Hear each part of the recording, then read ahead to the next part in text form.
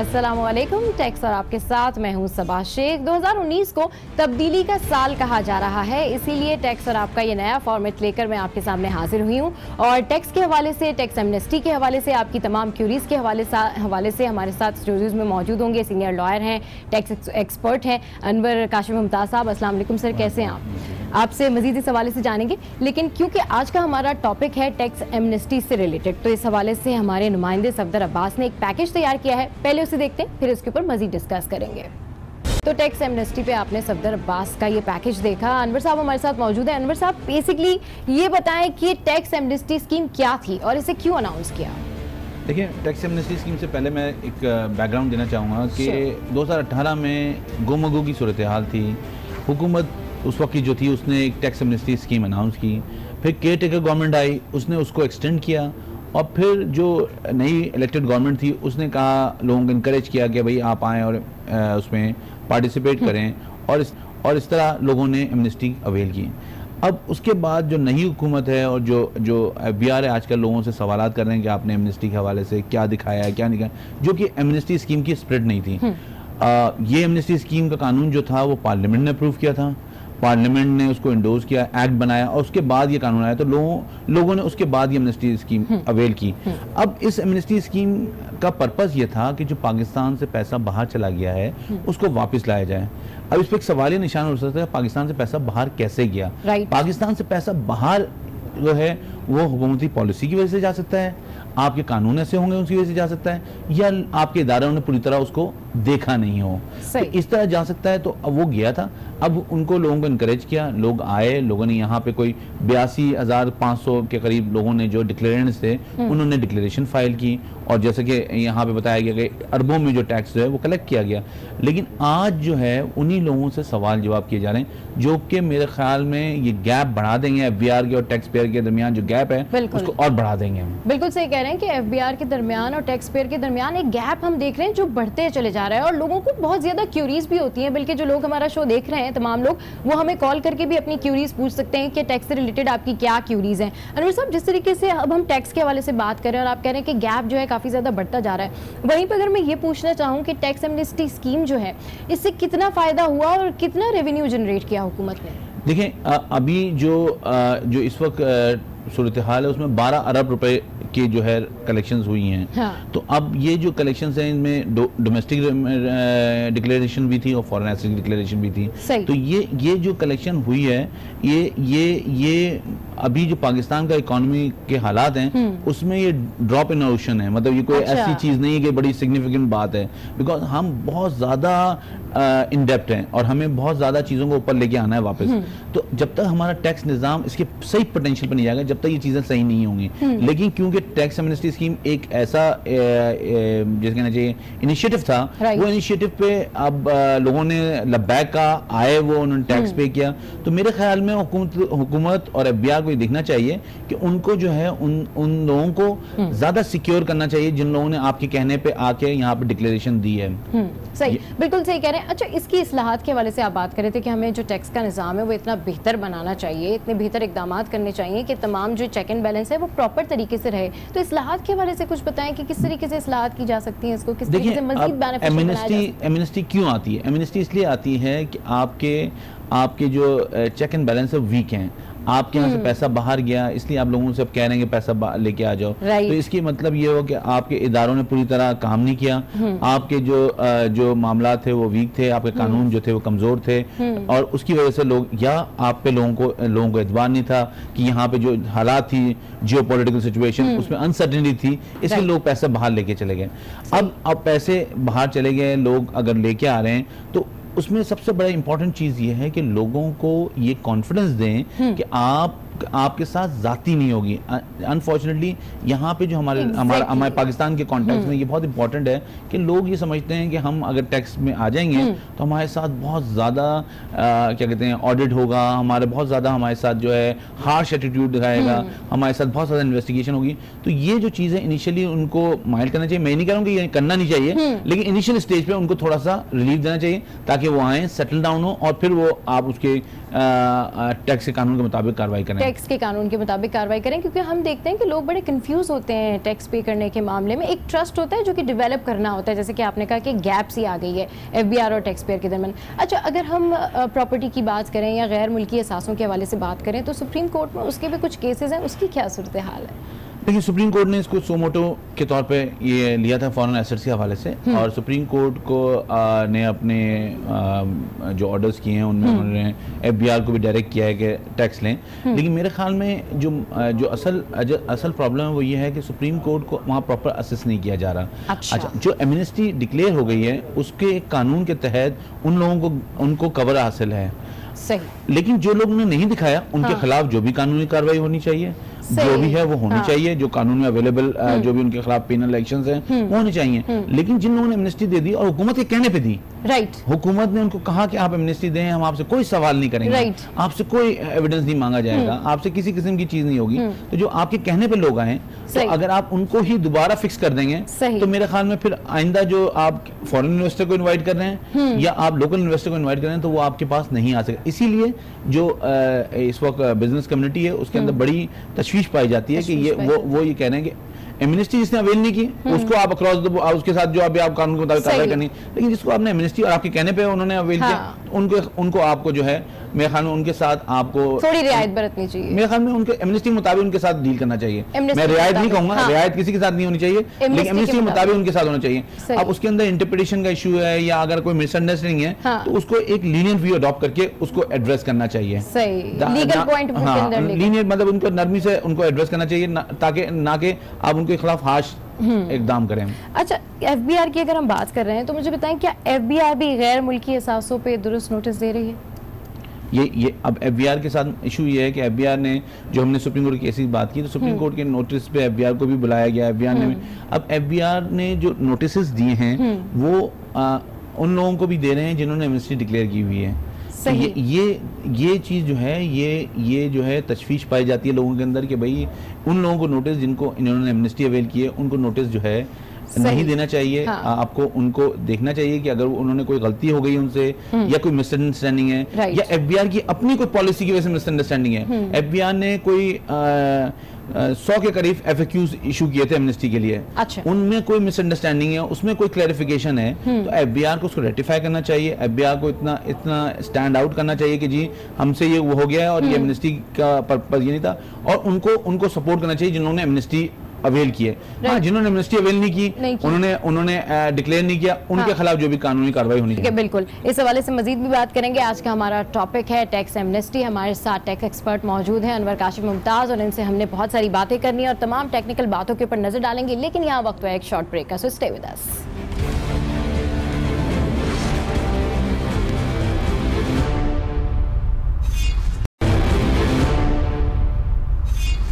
Welcome back now. तो हम बात कर रहे हैं टैक्स एमनेस्टी स्कीम के हवाले से। हमारे साथ टैक्स एक्सपर्ट भी मौजूद हैं अनवर काशिफ मुमताज साहब। हमारे पास इस वक्त कॉलर है कराची से जिनका नाम है मंजूर।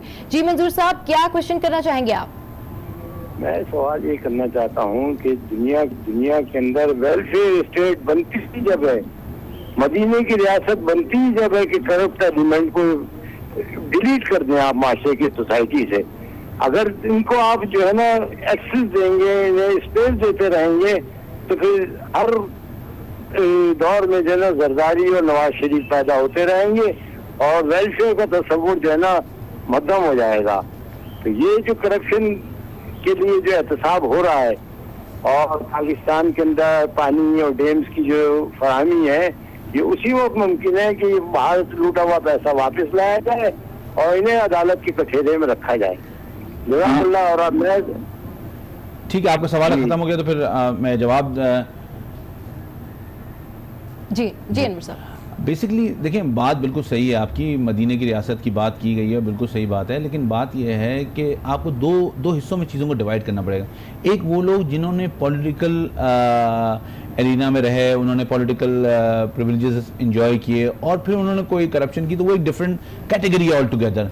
कुछ लोग कानून के को मिसअंडरस्टैंड करके, कुछ लोग कानून की लूज होने की वजह से, कुछ इदारों की नरमी की वजह से कुछ लोग पैसे भाग, वो एक डिफरेंट कैटेगरी है। दुनिया भर में जहां भी लोग अपने मुल्कों में लोगों को इनवाइट करते हैं रिटर्न बैक करने के लिए, उस वक्त इस तरह की एमनेस्टी दी जाती है। लेकिन बात यह है कि ये बात सही है कि इसकी एक एंड होनी चाहिए। अब जैसे इस दफा एंड अगर हो गई है तो उसके बाद जो है लोगों से ये कहना चाहिए कि अब आज के बाद कोई एमनेस्टी अनाउंस नहीं होगी, आज के बाद कोई एमनेस्टी नहीं मिलेगी, ताकि लोगों को ये पता चले कि आइंदा उन्होंने सही टैक्स देना है। अब इसमें जिम्मेदारी सिर्फ हुकूमत की नहीं है, जिम्मेदारी हम लोगों की भी है कि हम अपना सही टैक्स दें। ये ऐसा नहीं हो सकता कि मुझे नहीं पता हो कि मुझे कितना टैक्स देना है, मुझे ये पता होना चाहिए, मुझे मालूम करना चाहिए, क्योंकि ये मेरी मदीने की रियासत के लिए ज़रूरी है, फलाही रियासत के लिए ज़रूरी है कि मैं अपना सही टैक्स दूँ। बिल्कुल सही कह रहे हैं कि सही टैक्स दूं। अच्छा अनवर साहब, जिस तरीके से हम बात कर रहे हैं टैक्स की, तब्दीली की फिजा भी है, वहीं पर हम देख रहे हैं कि एफबीआर ने कुछ टारगेट भी अचीव करने थे कि टैक्स कलेक्शन के हवाले से, तो उसके मुतालिक आप क्या कहेंगे, कितने टारगेट अचीव कर सकी है एफबीआर? टैक्स कलेक्शन का जो इनका कलेक्टिंग प्रोसेस है कितना बेहतर चल रहा है? देखें, एफबीआर के साथ इशू ये है कि एफबीआर जो है एक इदारा है जिसको दोनों तरफ से प्रेस किया जाता है। अच्छा, पॉलिटिकल जो लोग आते हैं, हुकूमत, वो एफबीआर को पुश करती है कलेक्शन करो। राइट। यहाँ से जो लोग हैं, टैक्स पेयर हैं या आवाम है, वो कहती है कि कलेक्शन इतना हमारे पास टैक्स नहीं देने के लिए। तो एफबीआर एक बीच में एक सेंटर है जहाँ पे वो लोग मसाइल का शिकार होते हैं। तो इकोनॉमी ग्रोथ करती है 5% या ग्रोथ ही नहीं करती, एफबीआर को कहते हैं कि 20-25% ग्रोथ करके रेवेन्यू कलेक्ट करो। ये ऐसी अनरियलिस्टिक बात है जो हमेशा से हो रही है। हाँ। और इसी वजह से एफबीआई के टारगेट जो हैं, हाँ, लोगों को स्क्वीज करके निकलते हैं, लोगों को जब निचोड़ लेते हैं उससे, उसके बाद टारगेट मीट हो जाते हैं और बड़ी वाह हो जाती है। लेकिन उससे जो टैक्स पेयर है, वो उसका जो डिससेटिस्फेक्शन है, वो आपको उसका लॉस इतना बड़ा होता है कि वो फिर आपके पास कहीं इन्वेस्ट करने को तैयार नहीं होता, फिर वो अपने पैसे को वापस लेके नहीं आना चाहता। ये वजह है कि आप अगर रियलिस्टिक बेस्ड टारगेट दें तो वो टारगेट जो है वो एफबीआर भी आसानी से अचीव करेगी, लोगों के लिए भी एक फ्रेंडली माहौल होगा। अनवर साहब, हमारे साथ इस वक्त एक कॉलर मौजूद है, उनसे पूछते हैं कि कहाँ से बात करें। जी, कौन कहाँ से बात कर रहे हैं? मैं आपसे मलिक बात कर रहा हूँ। हेलो, आपको आवाज आ रही है? जी हाँ, हमें आ रही है। अभी हमारे साथ एक कॉलर मौजूद थे और डेफिनेटली उनकी कोई क्यूरी होगी, दैट्स व्हाई उन्होंने कॉल किया। जी, आप कंटिन्यू कीजिए अपनी बात को। तो बेसिकली एफबीआई का टारगेट जो है वो अचीव तो हो जाता है by hook and by crook, right, लेकिन उसमें जो डैमेज होता है वो होता है टैक्स पेयर का ट्रस्ट, और उस डैमेज को आप वापस नहीं लेके आते। एफबीआई के फील्ड ऑफिसर जो है उसको जो टारगेट दिया जाता है उसके पास कोई चॉइस नहीं होती। सही। अब पहले एफबीआई के टारगेट जो है ना उस साल क्लोजिंग 30 जून पे होते थे, फिर उन्होंने कहा बाय क्वार्टर हो गए, अब बाय मंथली टारगेट्स जो है ना वो उनको दिए जाते हैं कि आप ये अचीव करें। अच्छा। आई थिंक ये क्योंकि हमारे पास इकोनॉमी बहुत ज्यादा क्राइसिस में है, हाँ, बहुत ज्यादा उसमें डिप्रेशन है, इसकी वजह से जो है ना ये टारगेट जो है अनरियलिस्टिक दिए जाते हैं। लेकिन ये मेरे ख्याल में हुकूमत को इसको सोचना चाहिए कि टारगेट जो मंथली टारगेट्स उन्होंने दिए हैं उससे वो कुछ चीज अचीव नहीं कर रहे हैं। मे बी वो पैसे रिकवर कर लेते होंगे, लेकिन लॉन्ग टर्म में ये जो है नेगेटिव जाएगा और लोग जो हैं फिर हुकूमत पे एतबार नहीं करेंगे। तो हुकूमत को चाहिए कि थोड़ा सा लोगों को रिलीफ दें और जून में अगर कोई कलेक्शन का टारगेट है वहां पे एफर्ट करें, वहां पे कलेक्ट करें। सही है, मतलब थोड़ा सा लॉन्ग टर्म के लिए भी सोचना चाहिए, लॉन्ग टर्म प्लानिंग भी करनी चाहिए कि ये बेनिफिशियल होगा। लॉन्ग टर्म प्लानिंग ही करनी चाहिए, शॉर्ट टर्म प्लानिंग का कोई कॉन्सेप्ट नहीं होता अगर आपको हुकूमत अच्छी चलानी है। डेफिनेटली अगर हुकूमत अच्छी चलानी है तो लॉन्ग टर्म प्लानिंग करनी चाहिए, और वो भी लोगों के हवाले से। अच्छा, जो ट्रस्ट की आप बात करें कि लोगों का थोड़ा सा ट्रस्ट जो है वो मिसट्रस्ट हो जाता है इस तरह की प्लानिंग से, तो उसके लिए भी कुछ इनको इस्लाहात करनी चाहिए, उसके लिए भी इनको कुछ ऐसी प्लानिंग या पॉलिसी बनानी चाहिए। बिल्कुल बनानी चाहिए। देखिए, बात यह है कि ट्रस्ट कैसे खत्म होता है। हाँ। अब अगर मैं किसी के खिलाफ कोई कानूनी कार्रवाई करता हूँ, हाँ, जो कि हार्श मेजर्स होंगे, हाँ, लॉ में दो तरह के मेजर्स होते हैं, एक होते हैं रूटीन मेजर्स और एक होते हैं प्रोसिक्यूशन हार्श मेजर्स। राइट। अगर मैंने किसी की प्रीमिसेस पे रेड किया है, मैंने किसी के लिए हार्श मेजर्स किए हैं, तो वो कभी भी उसका ट्रस्ट मेरे पर वापस नहीं आएगा। सही, ट्रस्ट वापस नहीं आएगा। कॉलर हमारे साथ मौजूद हैं। अस्सलाम वालेकुम, कौन बात कर रहे हैं, कहाँ से? मैं राशिद बात कर रहा हूँ लियाकतपुर से। जी अस्सलाम वालेकुम। जी जी, वालेकुम अस्सलाम। जी, कौन बात कर रहे हैं, कहाँ से? जी मैं राशिद बात कर रहा हूँ लियाकतपुर से। अच्छा जी, क्या क्वेश्चन करना चाहेंगे राशिद साहब? क्वेश्चन सर मेरा ये है कि अपना ये जो पोजीशन चल रही है, हमारे तो माशी हालात इतने खराब हो गए हैं कि हमें तो अपनी परेशानी लगी हुई है कि आम आदमी की क्या बनेगा।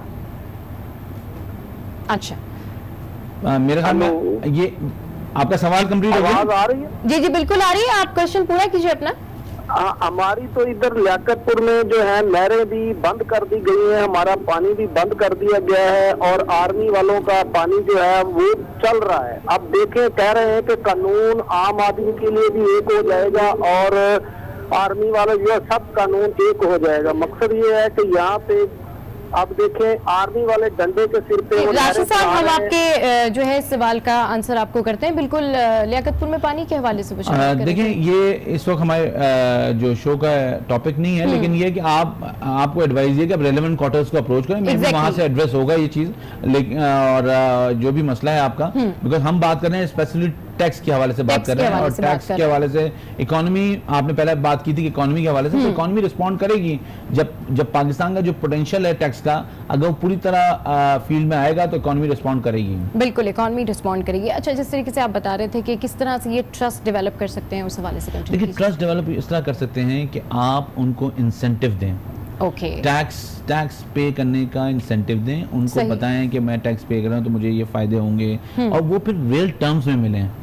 आज जो है, अब वो फायदे क्या होते हैं आपको पता है कि टैक्स की जो पैसे हैं वो यूज होते हैं तालीम में, सेहत में, इंफ्रास्ट्रक्चर में, कानून अगर उसको देना है, इंसाफ फराहम करना है उसकी फराहमी में।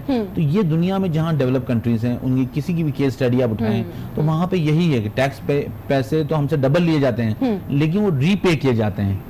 असल में जो पाकिस्तान में चेक है, जो पाकिस्तान में जो प्रॉब्लम है वो ये है कि पैसे लिए जाते हैं 14 लाख लोगों से पाकिस्तान में, और पाकिस्तान में 22 करोड़ की आबादी है। अब वो एक्सपेक्ट करते हैं कि 22 करोड़ को जो है ना वो बेनिफिट मिले, तो ये जो चीज है ना ये अनरियलिस्टिक है मेरे ख्याल में। यहाँ पे टैक्स फाइलर्स, टैक्स पेयर्स बढ़ेंगे तो ये मेरे ख्याल में ऑटोमेटिकली आएगा।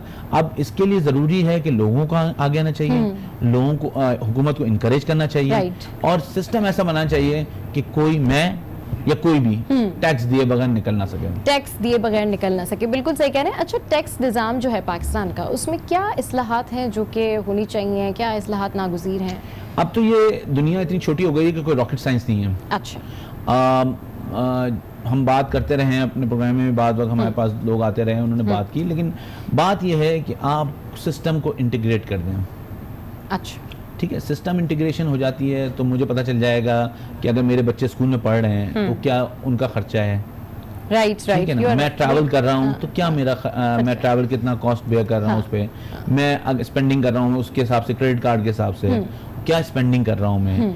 और इसी तरह ये जो चीज़ है ना, ये आप जैसे ना इंफॉर्मेशन टेक्नोलॉजी पे ले जाएं और उस इंफॉर्मेशन टेक्नोलॉजी के फ़ायदा उठाएं और पाकिस्तान को आगे लेके जाएं, पाकिस्तान को आगे। और इस्लाहात में जहाँ तक जो अगर अभी इस वक्त देखा जाए उसमें देखें, बात यह है कि जिस मुल्क में भी सेल टैक्स ज़्यादा लगेगा वो महंगाई बढ़ाएगा।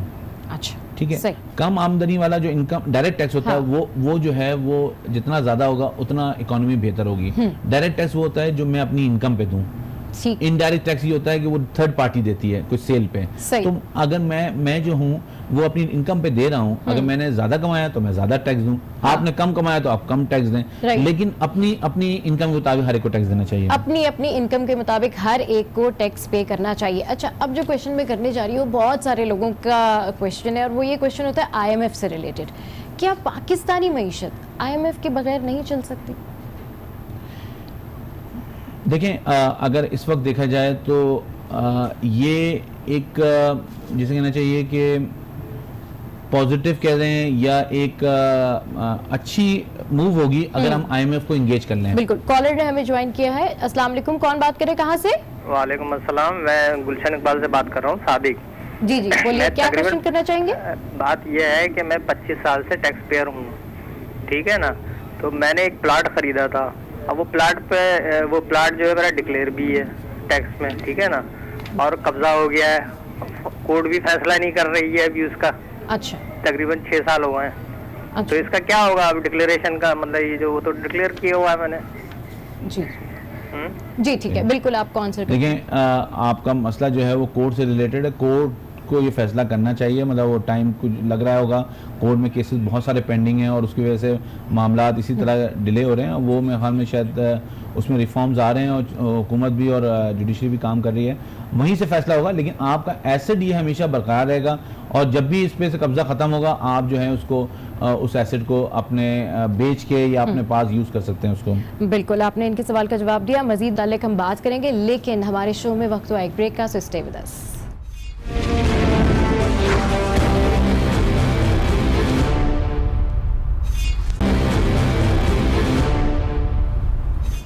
सो welcome back to tax rap और हम बात कर रहे हैं एमनेस्टी स्कीम के हवाले से और हमारे साथ एक कॉलर मौजूद हैं। पहले उनसे जान लेते हैं कि उनका क्या क्वेश्चन है। जी अस्सलाम वालेकुम, कौन बात करे, कहाँ से?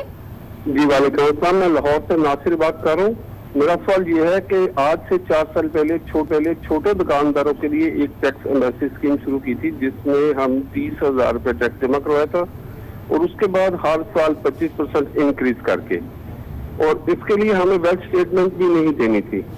और उस दौरान मुझे 22 से कुछ पैसे आए थे, तो जब इस साल मैं वेल्थ स्टेटमेंट दूंगा तो वो पैसे जो 22 से है वो डिक्लेरेशन में देने होंगे मुझे? ठीक है, आपका सवाल ये कि उसको आप जो रिटेलर्स के लिए जो स्कीम थी उसमें आप अवेल कर रहे थे, तो आपको जो डिक्लेरेशन, अगर आपके उसका डॉक्यूमेंट्री एविडेंस है तो आप उसकी डिक्लेरेशन दें और आपको उसका बेनिफिट मिलेगा। जी ठीक है, यानी कि वो 2 थे वो ब्लॉक तो नहीं हुए, वो अभी कारआमद है वो पैसे? जी हाँ, इसलिए कि आपके पास गवर्नमेंट की स्कीम की वजह से आप वेल्थ स्टेटमेंट नहीं फाइल कर रहे थे। हाँ, अगर आप वैसे नहीं फाइल कर रहे होते तो फिर ये अनडिक्लेयर्ड हो जाती है। नहीं गवर्नमेंट। जी बिल्कुल बिल्कुल बिल्कुल बिल्कुल बिल्कुल।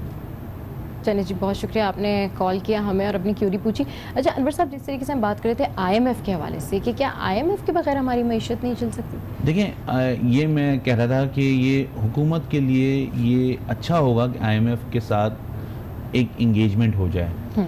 अच्छा, अब IMF का नाम ऐसा लोगों ने पॉलिटिकलाइज कर दिया है कि वो ऐसा होता है जैसे पता नहीं कोई बहुत बड़ा मसला हो जाएगा, ये बहुत सारी, ये है तो बहुत बड़ा मसला, राइट, ठीक है, क्योंकि आपको लोन पे करने के लिए आपको बहुत डिफरेंट कंडीशंस होती हैं, डिफिकल्ट कंडीशंस होती हैं, वो फुलफिल करनी पड़ती हैं। लेकिन इस वक्त जो पाकिस्तान की इकोनॉमी है, उस इकोनॉमी में अगर IMF का स्टैंप नहीं लगेगा तो आपको ना वर्ल्ड बैंक कोई डेवलपमेंट प्रोग्राम देगा, ना आपको USAID कोई डेवलपमेंट प्रोग्राम देगा, ना आपको एशियन डेवलपमेंट को। तो अगर आपके पास IMF का स्टैंप होगा तो लोग आपके पास डेवलपमेंट प्रोग्राम आएंगे। तो ये पाकिस्तान के लिए प्रोग्रेस के लिए ये भी ज़रूरी है। सही, ठीक है, आप इंगेज करें, उनको जो भी मिनिमम टर्म्स हो सकती है उस पर इंगेज करें। लेकिन दुनिया की इकोनॉमी जहाँ जिनको पैसे की जरूरत नहीं भी होती वो भी IMF से अपने इंडोर्समेंट करवाती है ताकि उनकी इकोनॉमी की सर्टिफिकेशन हो जाए। सर्टिफिकेशन हो तो जाए। IMF का जो इंडोर्समेंट है वो सर्टिफिकेशन होती है कि ये इकोनॉमी जो है ये रिस्पॉन्ड करेगी और यहाँ अगर इन्वेस्ट किया गया तो ये डिफॉल्ट नहीं करेगी। डिफॉल्ट नहीं करेगी, ये बहुत इंपॉर्टेंट बात आपने की, क्योंकि बहुत सारे लोगों को इस बारे में नहीं पता। बहुत सारे लोग ये कहते हैं नीचे IMF तो जाना ही नहीं चाहिए, कोशिश करें कि जी आप इधर उधर से कोई कर्जे ले लें बैरूनी तौर पे। लेकिन जो आपने अभी IMF से रिलेटेड बात बताई, दैट्स वेरी इंपॉर्टेंट। और बहुत सारे लोगों को ये बात पता होनी चाहिए कि अगर आप IMF जाएंगे तो आप इंडोर्स भी हो जाएंगे साथ साथ। मतलब मैं ये कह रहा हूँ कि ये कोई अच्छी चीज नहीं है, लेकिन ये है कि इस वक्त जो आपकी इकोनॉमी के हालात हैं उसमें अगर आप जाएंगे वर्ल्ड बैंक के पास कि मुझे प्रोग्राम दे दो, USAID के पास जाएंगे क्योंकि आपको डेवलपमेंट प्रोग्राम चाहिए, तो आपके ग्राउंड रूट पे आपके बहुत सारे डेवलपमेंट के काम होने हैं, तो जब तक आपको नहीं जाएंगे तो IMF इंडोर्स नहीं करेगा। तो ये इंटरनेशनल एक जिसका कहना चाहिए मजबूरी है आपकी कि आप जो है आपको लोगों से डेवलपमेंट प्रोग्राम के लिए आपको IMF की इंडोर्समेंट चाहिए। और स्टिग्मा तो है अपनी जगह, इकोनॉमी को रिस्पॉन्ड करना चाहिए, और पैरेलली हुकूमत को ऐसे काम करने चाहिए जिससे आपके टैक्स का निजाम बेहतर हो। देखिए, इकोनॉमी बेहतर अल्टीमेटली ना लोन से होगी, ना ग्रांट से होगी, ना डोनेशन से होगी, ना IMF से होगी, ये होगी तो सिर्फ बेहतर टैक्स के निजाम से बेहतर होगी। इकोनॉमी बेहतर होगी तो सिर्फ टैक्स के निजाम से बेहतर होगी। अच्छा, टैक्स की बात हो ही रही है और हमारा पूरा शो जो है टैक्स से रिलेटेड है, टैक्स एमनेस्टी के हवाले से हम बात कर रहे हैं। तो अच्छा, ये जो नाम है टैक्स, ये लोग कहते हैं जी टैक्स क्यों दें, हमें क्या फ़ायदा टैक्स देने से, इस हवाले से बताएं। देखिए, ये एक जनरल फिनोमेना है बिकॉज ये जो है टैक्स लिया जाता है फॉर सर्विसेज गिवन। तो आप अगर जो लोगों को थोड़ी समझ है वो कहते हैं हम टैक्स देते हैं लेकिन हमें कोई उसका बेनिफिट नहीं मिल रहा, और हम टैक्स क्यों दें। देखिए, ये मैंने पहले भी अब आपको बताया, मैं और डिटेल में बता दूं। अब आप ये देखें कि आपके पास जो टैक्स फाइलर्स हैं वो इस वक्त जो लिस्ट है वो 14 लाख लोगों की लिस्ट, अभी इससे पहले लास्ट ईयर तक 12 लाख 11 लाख थे। और ये जो बिल्कुल ही 1% ऑफ द पॉपुलेशन भी नहीं है, ठीक है ना। आपकी 22 करोड़ की आपकी जो वो है आबादी, तो 22 लाख भी 1% से भी कम है, ठीक है। अब वो उस having that level of tax filers, आप जो हैं एक्सपेक्ट करेंगे कि जो पैसे आ रहे हैं वो जो है उससे रोडें भी बन जाएं, उससे फ्लाईओवर्स भी बन जाएं, उससे मास ट्रांजिट भी बन जाए, उससे एजुकेशन का निज़ाम भी बेहतर हो जाए। होना चाहिए, मैं ये नहीं कह रहा नहीं होना चाहिए, लेकिन ये टैक्स का पैसा ज्यादा आएगा। देखिए, आप अपने घर में अगर 50,000 रुपए लेके जाएंगे और आप लाइफ लाख रुपए की गुजारेंगे और आप कहेंगे मैं जो हूँ बहुत खुशी खुशी रह लूँ, तो हमेशा आप क्राइसिस में ही रहेंगे, ठीक है। तो आपके पास रेवेन्यू आएगा तो आप उसको स्पेंड भी करेंगे। तो आप लोगों को जो ये सवाल करते हैं कि हम टैक्स क्यों दें, उनको ये कि टैक्स आपकी जिम्मेदारी है। आप पाकिस्तान में रह रहे हैं, आप जो है उसको टैक्स को दें ताकि टैक्स बेस बढ़े, टैक्स रेवेन्यू बढ़े, लोग सही कलेक्शन हो गवर्नमेंट की, और उसके बाद फिर गवर्नमेंट से सवाल जरूर पूछें कि ये पैसा गया कहाँ। बिल्कुल सही कह रहे हैं। फिर आप सवाल भी पूछ सकते हैं कि पैसा एटलीस्ट गया कहाँ। अच्छा, जिस तरीके से अभी आपने इतना डिटेल में डिस्क्राइब किया है कि टैक्स देना चाहिए और टैक्स के ये तमाम फायदे, इस हवाले से मजीद जानेंगे, लेकिन कॉलर ने हमें अभी ज्वाइन किया है। जी, कौन बात कर रहे हैं, कहाँ से? जी, अस्सलाम वालेकुम, फहद बात कर रहा हूँ कराची से। जी फहद, क्या पूछना चाहेंगे? मैं ये पूछना चाहता हूँ कि ये जो टैक्स का चालान है ये नेशनल बैंक में जमा हो सकता है या किसी और बैंक में भी? जैसे कि नेशनल बैंक के अलावा भी इनको चाहिए कि जो प्राइवेट बैंक हैं इनमें भी जमा हो जाए चालान, तो ज्यादा अच्छा है। नेशनल बैंक में बहुत प्रॉब्लम्स आती हैं। अब ये बात आपकी सुन ली गई है और प्राइवेट बैंक्स को भी ये असाइनमेंट दे दिया गया है और इवन एटीएम से भी पेमेंट हो रही है चालान की। तो मेरे ख्याल में अब वो नेशनल बैंक वाला जो एक तकलीफ थी वो हल हो गई है और प्राइवेट बैंक को भी ये असाइनमेंट दिया गया है और टैक्स इस साल जो है प्राइवेट बैंक ने भी कलेक्ट किया और आप इवन एटीएम से भी पेमेंट कर सकते हैं। चलिए जी, बहुत शुक्रिया। कॉलर थे हमारे साथ, उन्होंने हमें कॉल की थी। जी, आप टैक्स के हवाले से बात कर रहे थे। तो ये बेसिकली मैं कह रहा हूँ कि ये लोगों को ये सोचना चाहिए सवाल करते वक्त कि हम कहाँ करें। बेसिकली वो आम एक जनरल सवाल करते हैं, उनको ये पता नहीं होता कि स्टैटिस्टिक्स क्या हैं, उनको ये पता नहीं होता कि रेवेन्यू कितना कलेक्ट हो रहा है। अब रेवेन्यू कितना कलेक्ट हो रहा है, आपकी 22 करोड़ की आवाम है, 22 करोड़ आवाम के लिए 22 करोड़ का इंफ्रास्ट्रक्चर चाहिए, 22 करोड़ की तालीम की, मतलब आपको चीज़ें बहुत ज़्यादा चाहिए। तो टैक्स का जो हमारा बेस है वो बेस बहुत बढ़ना चाहिए। बिल्कुल, मतलब ये इसको इतना बढ़ना चाहिए कि ये मतलब आज अगर 1% भी नहीं है तो ये जो है आबादी का 10 से 15% बढ़े तो जब जाके पाकिस्तान, और पाकिस्तान का पोटेंशियल है ऐसा, बिल्कुल सही कह रहे हैं, पाकिस्तान ऐसा पोटेंशियल है ऐसा पाकिस्तान का। तो ये चीज़ जो है ये लोगों को सोचनी चाहिए और अपना ड्यू टैक्स दें। देखें, बात ये है कि कुछ आपको ये तो देखना आपकी जिम्मेदारी क्या है, आप अपना ड्यू टैक्स दें। और मैं इस बात से कभी भी किसी को नहीं रोकता या मैं कहता नहीं हूँ, मैं कहता हूँ कि हमेशा आप हुकूमत से सवाल ज़रूर करें जिनको आप वोट दे रहे हैं कि ये पैसा आपने इस्तेमाल कहाँ किया। बिल्कुल, हुकूमत से सवाल ज़रूर करें कि ये पैसा आपने इस्तेमाल क्यों किया। अच्छा अनवर साहब, क्योंकि बिल्कुल लास्ट मोमेंट है शो का हमारे, तो क्या पैगाम देना चाहेंगे आप पाकिस्तानी अवाम को, टैक्स पेयर को, क्या क्या कहना चाहिए? देखिए, मेरा तो हमेशा लोगों को ये पैगाम है कि आप, बहुत से लोग हमारे यहाँ पे सैलरी क्लास में लोग हैं कि वो कहते हैं कि ये टैक्स हमारा कट गया और हमें अब टैक्स जमा कराने की ज़रूरत नहीं है। ये एक मतलब जो स्टिग्मा या एक था ना, लोग पार्लियामेंटेरियन के जहन में भी था आज से 2 साल पहले तक। अच्छा, वो भी नहीं रिटर्न जमा कराते थे। सही। जबकि ऐसा नहीं है, आपको आपकी सैलरी पर टैक्स कटा है तो आपको रिटर्न फाइल करना चाहिए। बाज़ वक्त आपकी अदर सोर्स ऑफ इनकम होती हैं जो कि नज़र नहीं आ रही होती हैं और उसके मुताबिक आपको अपना सही टैक्स रिटर्न देना चाहिए, आपको अपना सही टैक्स पे करना चाहिए। ये अपनी जिम्मेदारी, जैसे आप ये कहते हैं कि जी ये जो है ये मुल्क मेरा है, 14 अगस्त को आप जो है बाहर निकले होते हैं, आपने लाखों रुपए करोड़ों रुपए आप खर्च कर देते हैं इसकी मोहब्बत में। तो इस मोहब्बत में सबसे बड़ी मोहब्बत जो है ना वो टैक्स देना है। ठीक है, इस मोहब्बत का इजहार करें, अपना टैक्स दें और टैक्स दे के आप ये फील करेंगे कि आपने अपना ड्यू शेयर आपने मुल्क के लिए जो है वो कंट्रीब्यूट कर दिया, आपने इस मुल्क के लिए एक पार्टिसिपेट किया। तो ये ज़रूरी है और ये आदत अपने बच्चों में भी डालें। सही, बिकॉज बेहसल कौम हमें जो है वो लोगों को टैक्स देने की आदत होनी चाहिए और वो आदत जब तक आप बच्चों में नहीं डालेंगे, जनरेशन में नहीं आएगी, जब तक ये टैक्स देने की आदत नहीं पड़ेगी। बिकॉज हम 70 साल में अनफॉर्चुनेटली हम उस लेवल पर पहुँचे हैं कि लोग टैक्स देने हुए कहते हैं मैं क्यों टैक्स दूँ। पहला सवाल ये होता है लोगों का, उनको ये नॉलेज ही नहीं है, उनको ये अवेयरनेस ही नहीं है। तो ये बहुत ज़रूरी है कि ये जो है लोग टैक्स दें अपना सही और टैक्स दे के मुल्क को आगे बढ़ाएं। बिल्कुल, टैक्स दे के मुल्क को आगे बढ़ाएं। आज के शो से फिलहाल इतना ही। आई होप कि तमाम लोगों की जो भी क्यूरीज वो दूर हुई होंगी और आज का जो हमारा शो था टैक्स एमनेस्टी से रिलेटेड, आप उस पर ज़रूर फीडबैक देंगे। तो ऐसे ही हंसते मुस्कुराते रहिए और फॉलो करते रहिए टैक्स और आप।